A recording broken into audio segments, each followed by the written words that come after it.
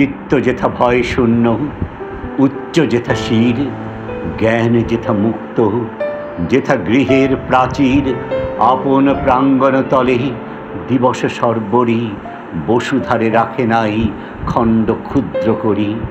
যেথা বাক্য হৃদয়ের উচ্চ মুখ হতে উচ্ছ্বসিয়া ওঠে যেথা নির্বারিত স্রোতে, দেশে দেশে দিশে দিশে কর্মধারাধায় অজস্র সহস্রবিধ চরিতার্থতায়, যেথা তুচ্ছ আচারের মরুবালু রাশি বিচারের স্রোতপথ ফেলে নাই গ্রাসী পৌরুষের করেনি শতদা।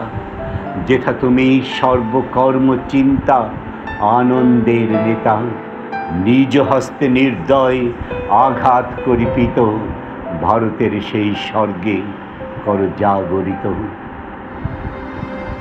Where the mind is without fear and the head is held high, where knowledge is free, where the world has not been broken into fragments by narrow domestic walls, where words come out from the depth of truth, where tireless striving stretches its arms towards perfection, where the clear stream of reason has not lost its way into the dreary desert sand of dead habits, where the mind is led forward by thee into ever-widening thought and action, into that heaven of freedom.